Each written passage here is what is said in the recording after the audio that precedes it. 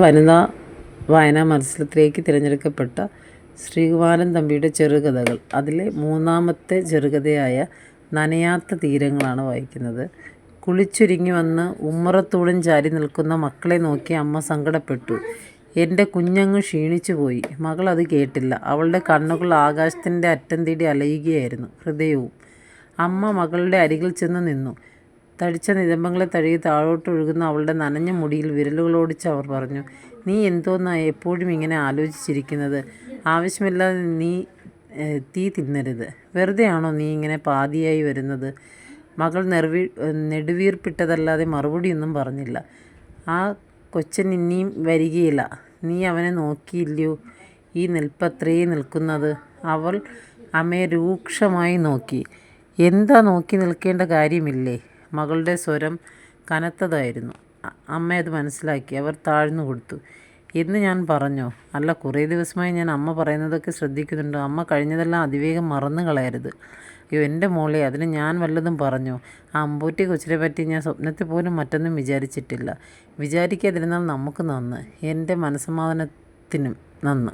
അവളുടെ ശബ്ദം ഇടറി. കരിയെഴുതിയ കൺപീലുകളിൽ നനവ് വീണു. അമ്മ മകളെ തന്നിലേക്ക് അടുപ്പിച്ചു നിർത്തി. നിൻ്റെ ദുഃഖം കാണാതിരിക്കാനാണ് ഞാനീ പാടൊക്കെ പെടുന്നത്. നീ ചിരിക്കുന്നത് കാണണമെന്ന് കരുതിയല്ലേ ഞാൻ എന്തിനും കണ്ണടച്ചു വരുന്നത്? എന്നെക്കുറിച്ച് മാത്രമേ അമ്മയ്ക്ക് ദുഃഖമുള്ളൂ അല്ലേ? കഷ്ടം, അമ്മ ഇത്ര സ്വാർത്ഥയായി പോയല്ലോ. ഞാൻ എൻ്റെ മോളെ ഓർത്തല്ലാതെ പിന്നെ ആരെ ഓർത്ത് ദുഃഖിക്കണം? എനിക്കെല്ലാം കൂടി നീ മാത്രമേ ഉള്ളൂ. എൻ്റെ എല്ലാ സ്വത്തും നീയാണ്. പക്ഷേ അമ്മേ, എന്നെ ഓർത്ത് അമ്മ ദുഃഖിക്കേണ്ട കാര്യമല്ല. സുരേട്ടനെ ഓർത്താണ് അമ്മേ നമ്മൾ ദുഃഖിക്കേണ്ടത്. നമുക്ക് വേണ്ടി നമ്മുടെ ആരുമല്ലാത്ത ആ മനുഷ്യൻ അഹോരാത്രം പാടുപെടുന്നു, അപവാദം കേൾക്കുന്നു. അമ്മയ്ക്ക് അതേപ്പറ്റി ഒരു ചിന്തയുമില്ലേ? മകൾ കരയുകയാണ്. എങ്കിലും ആ കണ്ണുനീരിൻ്റെ അർത്ഥം മനസ്സിലാക്കാൻ അമ്മയ്ക്ക് കഴിഞ്ഞില്ല.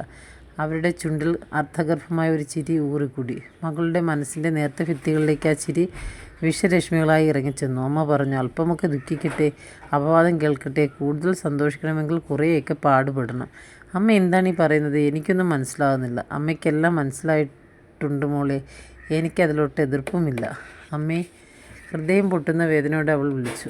അമ്മയുടെ അരികത്തു നിന്നും ഞെട്ടിമാറി അവൾ ആ മുഖത്തേക്ക് തുറച്ചു നോക്കി. കാലപ്പഴക്കം ചെന്നിട്ടും കഥകൾ മറന്നിട്ടില്ലാത്ത അവരുടെ തടിച്ച ചുണ്ടുകൾ അപ്പോഴും ആ കുസ്തി ചിരി തങ്ങി നിന്നു. നീ എന്തിനാ ഇങ്ങനെ വെപ്രാളം പിടിക്കുന്നത്? ഞാനെല്ലാം അറിഞ്ഞെന്ന് കരുതിയാണോ? ഇടി വണ്ടി, ഞാനിതിന് ചൂട്ടുപിടിച്ച് തന്നിട്ട് കാലം എത്രയായി? അയ്യോ അമ്മ, ഇതായിരുന്നു അമ്മയുടെ മനസ്സ്. ഇത്രയും നാൾ ഈ അറിവോടെയാണോ അമ്മ ആ മുഖത്ത് നോക്കിയിരുന്നത്? എങ്കിൽ എൻ്റെ ദൈവമേ! അവൾ രണ്ട് കൈത്തലങ്ങൾ കൊണ്ട് മുഖം പൊത്തി നിന്ന് കരഞ്ഞു. അമ്മയുടെ അനുതാപം നീരസമായി മാറി. അല്ലേ, വന്ന് എൻ്റെ കണ്ണ് മൂടിക്കളയാമെന്നാണോ? എടി, അത്രയ്ക്കൊന്നും വേണ്ട കേട്ടോ. എനിക്ക് നീ വിചാരിക്കുന്ന പോലെയൊന്നും പ്രായമായില്ല. അമ്മേന് ഒരക്ഷരം പറയരുത്. ആ നല്ല മനുഷ്യനെക്കുറിച്ച് ഇങ്ങനെ ഓരോന്ന് പറഞ്ഞാൽ അമ്മയുടെ നാക്ക് താണു പോകും.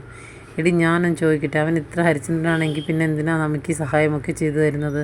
നിന്നെ കെട്ടിയൊരുക്കി ഓരോരുത്തർ കൊണ്ടുപോകുന്ന എന്തിനാ? ലോകം കാണിക്കാനോ? അല്ല.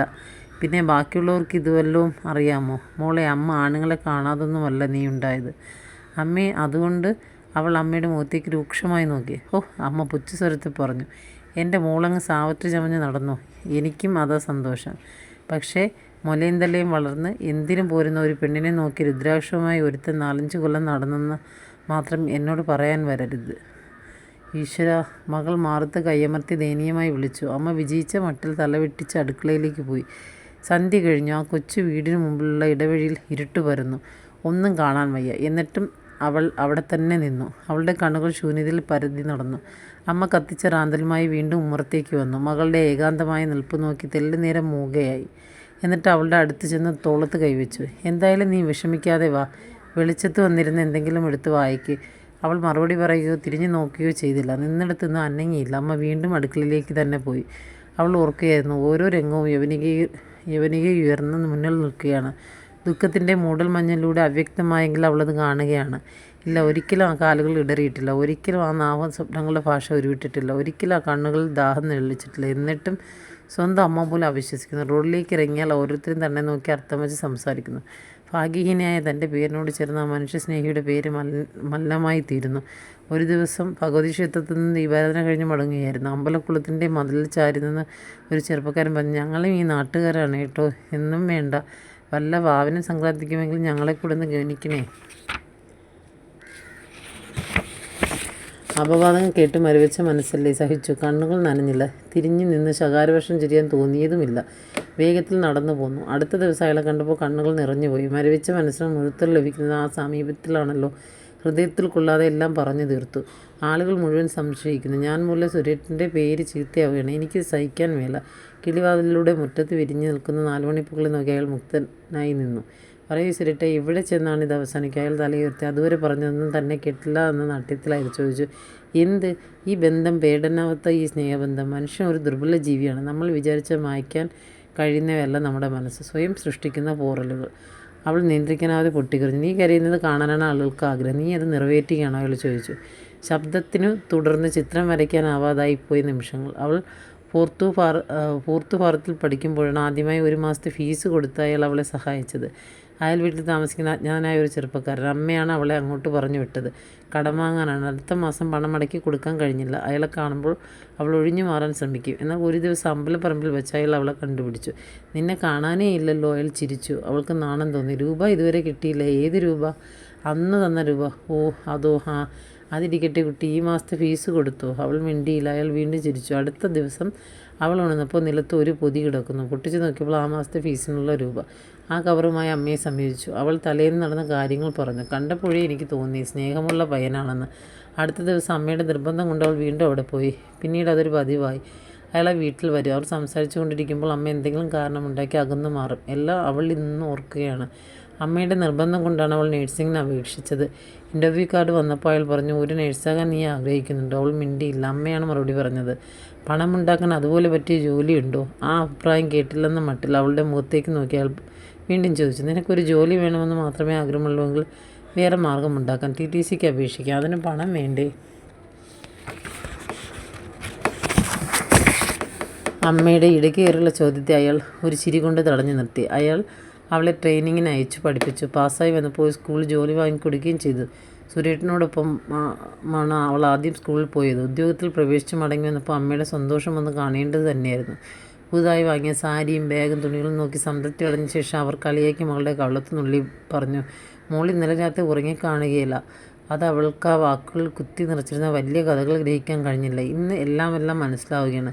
ഇത്ര നാളും താൻ ഇരുട്ടിൽ തപ്പുകയായിരുന്നല്ലോ ഭഗവാനെ. അയാളുടെ എല്ലാം തുറന്നു പറയാൻ അവൾ ആഗ്രഹിച്ചു. 7 ദിവസം കഴിഞ്ഞാണ് അയാൾ വന്നത്. വന്ന പാടെ കയ്യിലിരുന്ന ആ കടലാസ് കഷ്ണം അവളെ ഏൽപ്പിച്ച് പറഞ്ഞു, ഗസറ്റിൽ PSCയുടെ നോട്ടിഫിക്കേഷൻ വന്നിട്ടുണ്ട്, അപേക്ഷിക്കണം. അവളുടെ ഹൃദയം ഇളകി മറിഞ്ഞു കിടക്കുകയാണ്. അയാൾ പറഞ്ഞൊന്നും അവൾ കേട്ടില്ല. കോളുകൊണ്ട് വീർത്ത ആ മുഖം കണ്ട് അയാൾ മന്ദഹസിച്ചു. എന്തു പറ്റി നിനക്ക്? അവൾ ഒരു കൊച്ചുകുട്ടിയെപ്പോലെ പൊട്ടിക്കരഞ്ഞു. എനിക്ക് പറയൂ, നിനക്ക് പറയാനുള്ളതെല്ലാം തുറന്നു പറയൂ. ഒന്നും പറയാനില്ല എൻ്റെ സുരേട്ടൻ രക്ഷപ്പെട്ടു പോകും. ഞാൻ പാപിയാണ്, ദുഃഖിക്കാൻ പിറന്നവളാണ്. അയാൾ ശാന്തനായി നിർവികാരനായി നിന്നു. ഞാൻ രക്ഷപ്പെട്ടു പോകും, പക്ഷെ അതുകൊണ്ട് നീ രക്ഷപ്പെടുമെന്ന് വിചാരിക്കുന്നുണ്ടോ? ഏങ്ങലടിച്ചുകൊണ്ട് അവൾ മുഖമുയർത്തി. ഒരിക്കലും ഒരു വികാരത്തിനും പ്രക്ഷുബ്ധമാക്കാൻ കഴിയാത്ത 2 ശാന്തസമുദ്രങ്ങൾ പോലെ നിശ്ചലമായി കിടക്കുന്ന ആ കണ്ണുകളിലേക്ക് നോക്കി അവൾ പറഞ്ഞു, എങ്കിൽ എന്നെ രക്ഷിക്കൂ, എന്നെ വിവാഹം കഴിക്കൂ. വിവാഹമോ? അയാളുടെ ചുണ്ടിൽ പുഞ്ചിരി പടർന്നു. നീ ഇപ്പോഴും കൊച്ചുകുട്ടിയാണല്ലോ. അല്ല, അങ്ങനെ അല്ലാതായി പോയതാണ് എല്ലാത്തിനും കാരണം. ഞാനൊരു സ്ത്രീയാണ്, പുരുഷന്മാർ കണ്ടത് കൊതിക്കുന്നത്. ഓഹോ, അങ്ങനെയാണോ? എന്നിട്ട് എനിക്കൊരു കൊതിയും തോന്നുന്നില്ലല്ലോ. അയാളുടെ പുഞ്ചിരി നേരത്തെ ശബ്ദത്തിലുള്ള ചിരിയായി വീശിച്ചു. ഒരു പിഞ്ചു കുഞ്ഞിനെ പോലെ സുരേട്ടൻ ചിരിക്കുന്നു. ആ ചിരി കാണുമ്പോൾ ഞാൻ ആകെ തളർന്നു. പക്ഷേ സുരേട്ടൻ, നാം തമ്മിൽ എന്ത് ബന്ധമാണുള്ളത്? സുരേട്ടൻ എൻ്റെ ആരാണ്? ഞാൻ നിൻ്റെ ആരുമല്ല. നീ എൻ്റെ എല്ലാമാണ് താനും. എന്നാൽ എൻ്റെ അമ്മയുടെ കണ്ണിൽ പോലും ഞാൻ സുരേട്ടൻ്റെ വെപ്പാട്ടിയാണ്. അറിയാമോ, ഞാനൊരു വേശ്യയാണ്. സുരേട്ടൻ എന്നെ രഹസ്യക്കാരനും. അയ്യോ, അത് കേൾക്കുമ്പോൾ അയാൾ ഞെട്ടിത്തെറിക്കുമെന്നും വികാരവേദനാകുമെന്നും അവൾ പ്രതീക്ഷിച്ചിരുന്നു. ഒന്നും ഉണ്ടായില്ല. ഒരു ഭാവഭേദവുമില്ലാതെ അയാൾ അവളെ നോക്കി കൊണ്ടുനിന്നു. എനിക്ക് ഈ ഭൂമിയിൽ സ്നേഹിക്കാൻ ഒരാൾ വേണമായിരുന്നു. ഞാൻ നിന്നെ കണ്ട് സ്നേഹിച്ചു. ആ സ്നേഹത്തിന് ഞാൻ എന്നുള്ള പേരിട്ടില്ല. ഇനിയൊരു പേരിടാൻ ആഗ്രഹിക്കുന്നുമില്ല. അവളുടെ മറുപടി കേൾക്കാൻ നിൽക്കാതെ അയാൾ പടികൾ ഇറങ്ങി. തിരിച്ചു വിളിക്കാൻ അവർക്ക് നാവ് ഉയർന്നില്ല. സംസാരത്തെ അരികിലും മൂലയിൽ ശ്രദ്ധിച്ചകത്തുനിന്നിരുന്ന അവളുടെ അമ്മ ഇറങ്ങി വന്നു. അയാൾ നടന്നുപോയി ഇടവഴിയിലേക്ക് നോക്കി അവർ പറഞ്ഞു, ഇത്രയും നാളും ചീത്തപ്പേര് കേട്ടെന്ന് വെച്ച ഇപ്പം അയാൾക്ക് നിന്നെ കെട്ടാൻ വയ്യ. എല്ലാം കഴിഞ്ഞിട്ട് വേദാന്തം പറഞ്ഞുകൊണ്ട് വരുന്നു. ദൈവമേ, എൻ്റെ കുഞ്ഞിനിങ്ങനെ വന്നല്ലോ. അമ്മേ, അതൊരു അലർച്ചയായിരുന്നു. അമ്മ നടുങ്ങിപ്പോയി. മകളുടെ കണ്ണുകളിൽ എരിയുന്ന 2 അഗ്നിഗോളങ്ങളായി മാറി. മിണ്ടിപ്പോകരുത്. ഇനി ഒരു അക്ഷരം പറഞ്ഞാൽ ഞാൻ നിങ്ങളുടെ നാവ് പിഴുതെടുക്കും. ഒരു രാക്ഷസി പോലെ മകൾ അമ്മയുടെ നേരെ ചീറിയെടുത്തു. അമ്മ ഞെട്ടി പിന്നോക്കം മാറി. അന്നോളം മകളെ എത്ര കൃത്യമായി അമ്മ കണ്ടില്ല. നാവടച്ച് വയ്ക്കുന്നതാണ് ഭംഗിയെന്ന് അവർക്ക് തോന്നി. അമ്മ അകത്തേക്ക് പോയപ്പോൾ 2 കൈകളും ശിരസിൽ ചേർത്ത് അവൾ ഉച്ചത്തിൽ വിളിച്ചു പറഞ്ഞു, ശരി, എല്ലാം അവസാനിച്ചെങ്കിൽ. അവൾ നേരത്തെ കിടന്നു, പക്ഷെ ഉറങ്ങില്ല. തൊട്ടടുത്തുള്ള കട്ടിലിൽ കിടന്ന് അമ്മ അവളെ സാന്ത്വനിപ്പിക്കാൻ ഓരോന്ന് പറഞ്ഞു. അവൾ ഒന്നും തന്നെ ശ്രദ്ധിച്ചില്ല. അവൾ എന്തൊക്കെയോ ഓർമ്മിച്ചു. എന്തൊക്കെയോ ചിന്തിച്ചു. എന്തിനോ വേണ്ടി നിർത്താതെ തേങ്ങിക്കരഞ്ഞു. ശക്തിയായ മഴ തുടങ്ങി. പേടിപ്പെടുത്തുന്ന കാറ്റും മിന്നലും ഇടിവെട്ടുന്ന ശബ്ദവും ആ കൊച്ചു വീടിനെ ഇളക്കി. അവളുടെ അമ്മ ഒന്നും അറിയാതെ സ്വപ്നം കണ്ടുറങ്ങുകയാണ്. അവൾ എഴുന്നേറ്റ് ശബ്ദമുണ്ടാക്കാതെ കതക് തുറന്നു. ഇരുട്ടിലൂടെ തുള്ളിച്ചാടുന്ന മഴവെള്ളത്തിലൂടെ ഇടിയും മിന്നലും വകവയ്ക്കാതെ അവൾ നടന്നു. ഒരു തെറ്റും ചെയ്തിട്ടില്ലാത്ത അയാളുടെ വീട് ആ വർഷത്തിൽ കുളിച്ചു നിൽക്കുന്നത് കൊള്ളിമീൻ്റെ ഓടിയകുന്ന പ്രകാശത്തിൽ അവൾ കണ്ടു. അവളുടെ കാലുകൾ ഇടറിയില്ല, ഹൃദയം തെല്ലും പതറിയില്ല. ആ കഥയിൽ ആഞ്ഞുമുട്ടാൻ അവൾക്ക് ഭയം തോന്നിയില്ല. വൈദ്യുവിളക്കിൻ്റെ പ്രകാശത്തിലുള്ള മനുഷ്യരൂപം കൊണ്ട് മറ്റൊരു പ്രകാശമായി ഒഴുകി വന്ന അയാൾ കതക് തുറന്നു. നനഞ്ഞൊലിച്ച് മുന്നിൽ നിൽക്കുന്ന രൂപത്തെ തിരിച്ചറിഞ്ഞപ്പോഴത്തേക്കും അയാൾ അത്ഭുതപ്പെട്ടില്ല. നീ ആകെ നനഞ്ഞല്ലോ. തോളത്ത് കിടന്ന കിടക്കവരിയുടെ അറ്റം കൊണ്ട് അയാൾ തല തോർത്തി. എന്തിനാണ് നീ വന്നത്? സാധാരണ മട്ടിൽ അടിച്ചു. അയാൾ അവളുടെ ശിരസിൽ കൈവച്ചു. എന്നെ രക്ഷിക്കൂ സിരേട്ട്, എന്നെ രക്ഷിക്കൂ. അവളുടെ മുടിയിഴകൾ മന്ദമായി തലയുടെ അയാൾ പറഞ്ഞു. കുഞ്ഞെ, നിന്നെ രക്ഷിക്കാൻ എന്നെ കൊണ്ടാവില്ല. പക്ഷേ നീ ഉണ്ടെങ്കിൽ എന്നെ രക്ഷിക്കാൻ എനിക്കറിയാം. മഴയുടെ ഇരമ്പൽ വർദ്ധിക്കുകയാണ്. ഇടിയും മിന്നലും കൊള്ളിയാനും പ്രപഞ്ചം അവസാനിക്കുന്ന മട്ടുണ്ട് ശബ്ദകോലാഹലത്തിന്. അവൾ അയാളുടെ കണ്ണുകളിലേക്ക് നോക്കി. ഒരു പുതിയ ലോകത്തിൻ്റെ തീരെ അവൾ ആ കണ്ണുകൾ കണ്ടു. അവിടെ നനവില്ല. നന്ദി.